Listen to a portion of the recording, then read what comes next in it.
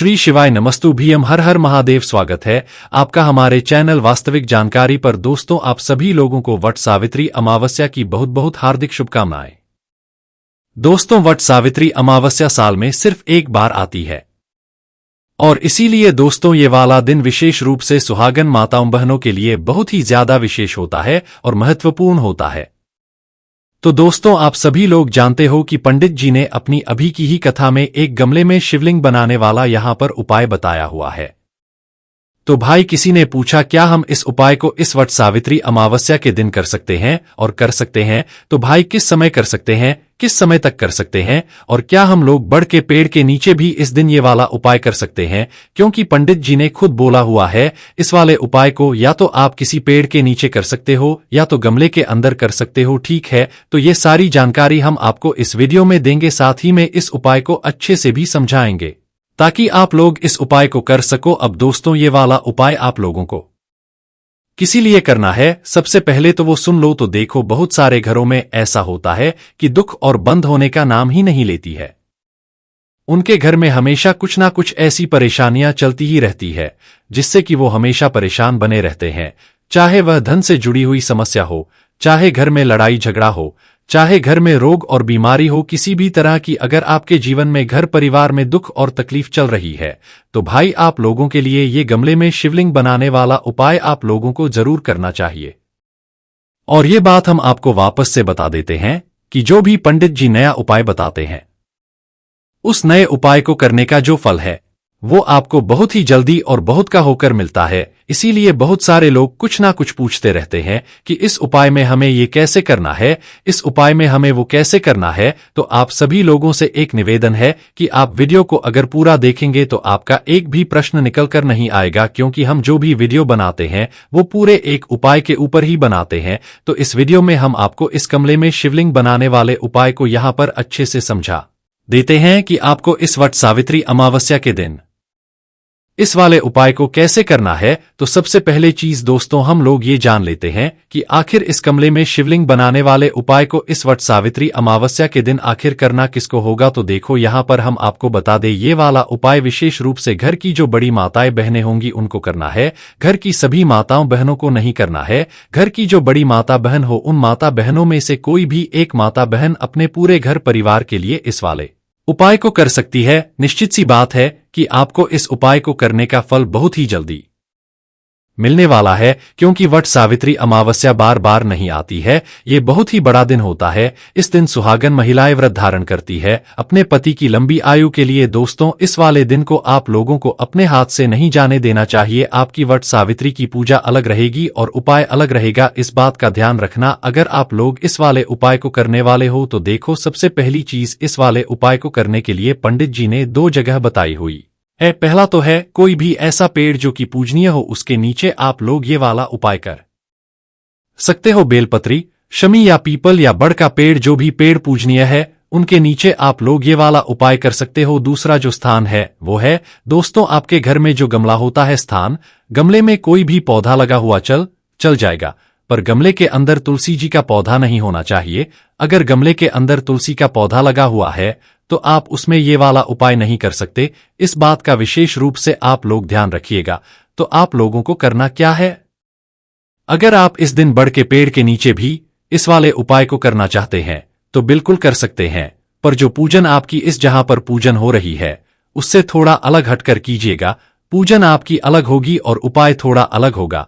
तो आप लोग इस वाले उपाय को बड़ के पेड़ के नीचे भी करोगे तो भी दिक्कत वाली बात नहीं, क्योंकि वो पूजनीय वृक्ष है और पंडित जी ने पेड़ के नीचे भी इस वाले उपाय को करने के लिए यहाँ पर कहा हुआ है। ठीक है, तो आप देखिए इस वाले उपाय को करना कैसे है वो देखिए। तो सबसे पहले जिस वाले उपाय को आप सुबह के समय से लेकर दोपहर के समय तक कर सकते हो, वैसे भी वट सावित्री अमावस्या के दिन रहेगा। तो भाई, जब तक आप वट सावित्री अमावस्या की पूजन का समय रहेगा जब तक आप इस उपाय को भी यहाँ पर कर सकते हो। मतलब जितना सुबह हो सके आप इस उपाय को करने की कोशिश करना। बाकी 10, 11, 12 बजे तक भी अगर उपाय करोगे तो भी कोई दिक्कत वाली बात नहीं है, और अगर इससे भी देरी हो है तो भी कोई दिक्कत वाली बात नहीं है। आप उपाय को कर लेना, बस शाम होने से पहले पहले आप उपाय को पूरा कर लेना। ये बात आप लोग ध्यान रखना है ना। तो उपाय को करने के लिए सबसे पहली चीज दोस्तों, आप लोगों को जो चीज लगने वाली है वो है दोस्तों 2 लोटा जल। क्या 2 लोटा जल? ध्यान रखना 2 लोटा जल ना हो तो भाई 2 पात्रों का जल आप लोग रखना अपने साथ में है ना। मतलब 2 ऐसी चीज जिसके अंदर आप लोग जल भर सको, वो आप लोग अपने मन में ध्यान रखना है ना। 1 लोटा है तो 1 लोटी के अंदर भर लो, दूसरा लोटा नहीं है तो 1 कटोरी के अंदर जल भर लो। कहने का मतलब है कि 2 पात्रों के अंदर आपके पास जल होना चाहिए, और अगर 2 लोटा आपके पास उपस्थित है तो दोनों लोटों के अंदर जल भरकर तैयार रख लो। 2 लोटा के बाद में जो सबसे जरूरी चीज आती है दोस्तों 5 बेलपत्री। क्या आती है? 5 बेलपत्र। ये 5 बेलपत्र आप लोगों को कहीं से भी नहीं मिलने वाली है, क्योंकि ये वाला उपाय हमें भगवान शिवजी के मंदिर में जाकर करना ही नहीं है, वहां पर करना होता है। तो हम शिवलिंग के ऊपर से ही ये बेलपत्र ले लेते हैं। इसलिए जो 5 बेलपत्र हैं ये तो या तो आप किसी वृक्ष से तोड़कर लाइएगा, या तो फिर आप क्या कर सकते कि भाई किसी से ले सकते हैं, कुछ भी कर सकते हैं। पर ये जो 5 बेलपत्र हैं ये आपको खुद ही लानी पड़ेगी, खरीद कर लाओ, कैसी लाओ। और उपाय में 5 बेलपत्र की विशेष रूप से आवश्यकता यहां पर पड़ने वाली है। उसके बाद में दोस्तों ये घी का दीपक, जो घी का दीपक होगा वो मिट्टी के दीपक के अंदर आप लोग रखना, उसके अंदर गोलबत्ती रखना और शुद्ध देसी गाय का घी डालना। अब इसमें भैंस का मिलावटी घी ना मतलब इस्तेमाल मत करना, क्योंकि उपाय में हमेशा शुद्धता का विशेष रूप से ध्यान रखा जाता है, और शुद्धता तो गाय के घी में ही होती है। इस बात का भी आप लोग ध्यान रखना है। ना तो का दीपक आप लोग अपने साथ में तैयार कर लेना, और इस शिव जी की 5 बेटियों का नाम या तो आप लिख कर याद कर लेना, या जब उपाय करने के लिए जाओ तो लिखकर लेकर जाना, ताकि आप लोगों को वह नाम ध्यान रहे, क्योंकि शिव जी की 5 बेटियों का नाम भी हमें इस उपाय में इस्तेमाल होने वाला है ना। हम आपको नाम भी एक बार बोलकर बता देते हैं, आप चाहो तो लिख सकते हो या तो मन ही में याद कर सकते हो। देखिए शिव जी की 5 बेटियों का नाम है जया, विषहरा, शामली, बारी, दौतली और देव। ये 5 नाम आप लोगों को उपाय समय बोलने हैं। कब बोलने हैं ये हम आपको उपाय जब आप शुरू करेंगे तब हम आपको बताएंगे। सबसे पहली चीज दोस्तों, जब आप उपाय करने के लिए पहुंचे, सुबह के समय, दोपहर के समय, शाम होने से पहले, कभी भी जहां पर भी आप लोग उपाय कर रहे हो, चाहे बड़ के पेड़ के नीचे, चाहे बेलपत्री के पेड़ के नीचे, चाहे पीपल के पेड़ के नीचे, जहां पर आप लोगों का मन कर रहा है, आप वहां पर जाकर इस उपाय को करना है। या तो अपने ही घर की जो गमला हो उसके अंदर भी ये वाला उपाय करना। विशेष जो बात है वो है इस दिन की, क्योंकि वट सावित्री अमावस्या के दिन बड़ा ही विशेष होता है। इस दिन भगवान का आशीर्वाद हमें बहुत ही अच्छी तरीके से यहां पर मिलता है। तो आप लोग उपाय को करने के लिए अपनी ये सभी सामग्री तैयार करके पहुंच जाना। कहां पर? जहां पर आप लोग अपना ये वाला उपाय करने वाले हो, बड़ के पेड़ के नीचे पहुंच जाना, या तो किसी पेड़ के नीचे पहुंच जाना है, या तो अपने गमले के पास में पहुंच जाना। बस गमले में ध्यान रखना तुलसी का पौधा नहीं होना चाहिए, उस गमले में ये वाला उपाय नहीं करना है ना। तो आपको सबसे पहले जाकर करना क्या है, तो देखो जैसे ही आप लोग जहां पर भी उपाय कर रहे हो, पेड़ के नीचे या गमले में, तो भाई जैसे ही आ जाओ वहां पर तो बैठ जाना। वहां पर जाकर ठीक है बैठकर सबसे पहले वहां पर पार्थिव शिवलिंग का निर्माण करना है। चाहे पेड़ के नीचे हो चाहे गमले में हो तो बैठोगे आप वहां पर। तो बैठने के बाद सबसे पहले पार्थिव शिवलिंग का निर्माण करोगे। एक ही पार्थिव शिवलिंग बनेगा, एक से ज्यादा नहीं बनेगा। तो पार्थिव शिवलिंग कैसे बनाओगे?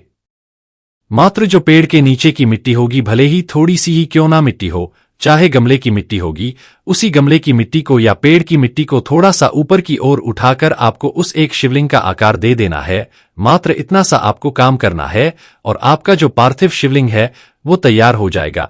इसमें आपको कुछ अलग से की जरूरत नहीं है, मात्र अपनी सीधे हाथ की तीली से थोड़ी सी वहीं की मिट्टी को ऊपर की ओर उठाकर आप लोग शिवलिंग बना लेना।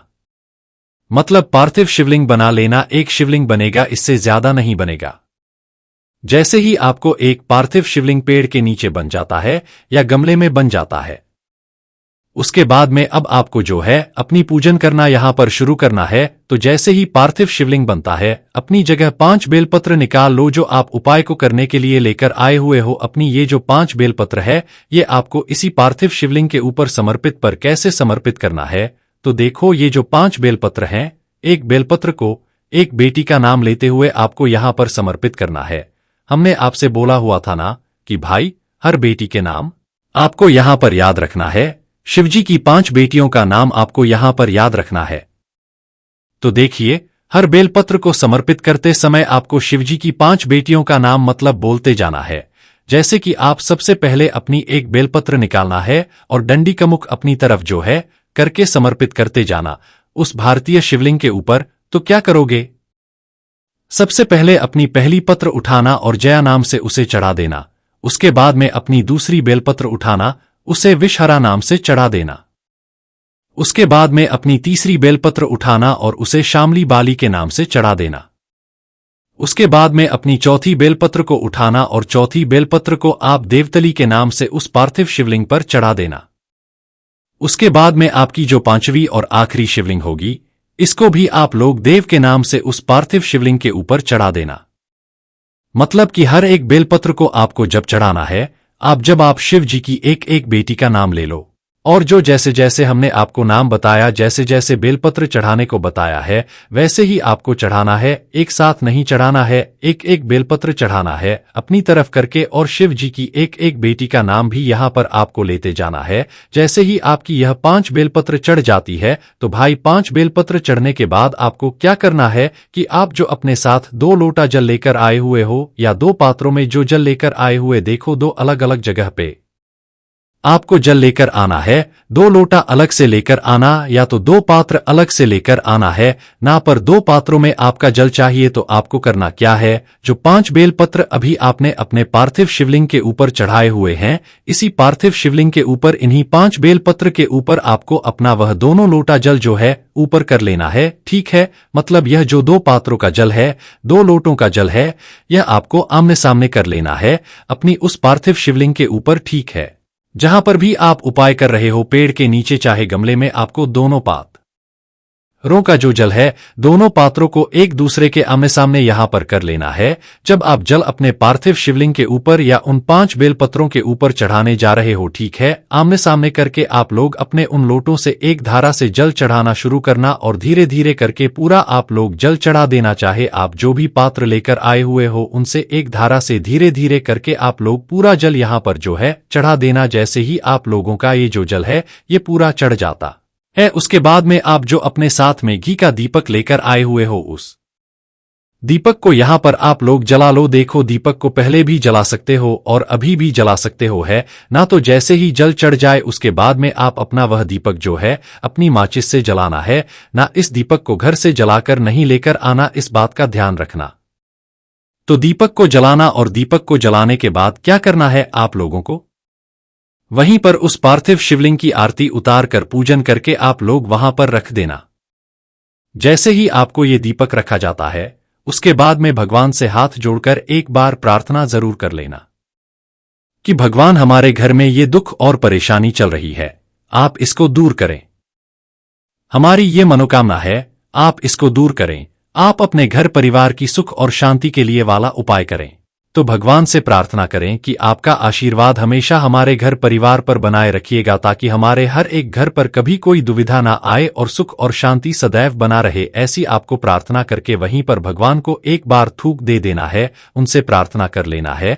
जैसे ही आपको ये सारे काम हो जाते हैं, उसके बाद में दोस्तों, जो 5 बेलपत्र आपने उस पार्थिव शिवलिंग के ऊपर चढ़ाई हुई थी, उन 5 बेलपत्र को आपको एक एक करके वापस से उठा लेना है। उनको वहां पर छोड़कर नहीं आना है ना। तो 5 जो बेलपत्र हैं उनको एक एक करके उठा लो, क्योंकि इन 5 बेलपत्रों को हमें अपने घर पर लेकर जाना है।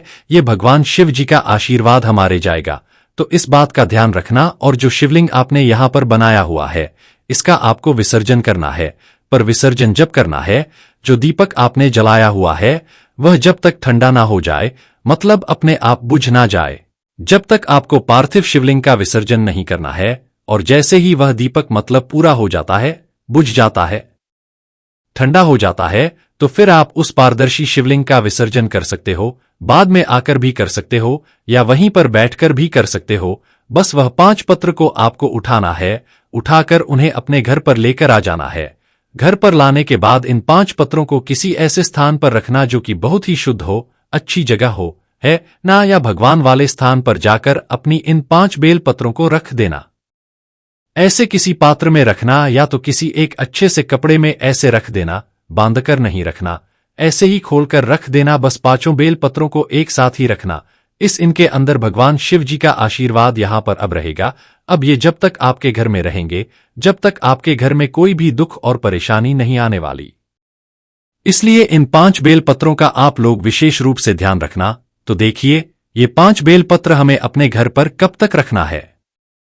पंडित जी ने यहां पर बोला हुआ है कि 2.5 महीने तक आपको ये बेलपत्र जो है वो अपने पास में रखना है, क्योंकि ऐसा पंडित जी ने कुछ नहीं बोला है कि इस बेलपत्र को कितने समय तक रखना है। आपकी मनोकामना के लिए यहां पर पंडित जी ने बोला है, आपकी दुख और परेशानी के लिए यहां पर पंडित जी ने बोला है कि 2.5 महीने के अंदर आपकी दुख और परेशानी दूर हो जाएगी, आपकी मनोकामना पूर्ण हो जाएगी। तो जब तक तो आप लोग इन बेलपत्रों को अपने घर में रख ही सकते हो। बाकी 15 दिन के अंदर अंदर आप लोगों को इस उपाय को करने का फल मिलना शुरू हो जाएगा। ऐसी बात खुद पंडित जी ने कही हुई है। पर जब भी आपको इन 5 बेलपत्रों मतलब अपने घर से बाहर करने का मन करे, विसर्जन करने का मन करे, जैसी ही आपकी मनोकामना पूरी हो जाती है या बेलपत्र सूखने लग जाती है, तो फिर उसके बाद आप इन 5 बेलपत्रों को किसी भी बहते हुए जल के अंदर बावड़ी तालाब में विसर्जन कर सकते हो और आपका यहां पर उपाय पूरा हो जाता है। तो इस विशेष दिन पर हमने आपको इस उपाय को अच्छे से समझा दिया है। बाकी आप उपाय को करना चाहते हैं या नहीं करना चाहते हैं, वो आपके ऊपर है। बाकी इस दिन अगर कोई भी माता बहन इस वाले उपाय को करेगी तो उन माताओं बहनों को विशेष रूप से इस उपाय को करने का फल बहुत ही जल्दी और बहुत बड़ा होकर मिलेगा। बाकी दोस्तों, इस उपाय को करने में अगर आपको कोई भी दिक्कत समस्या आती है तो कमेंट करके पूछ सकते हैं। श्री शिवाय नमस्तु भीम, हर हर महादेव।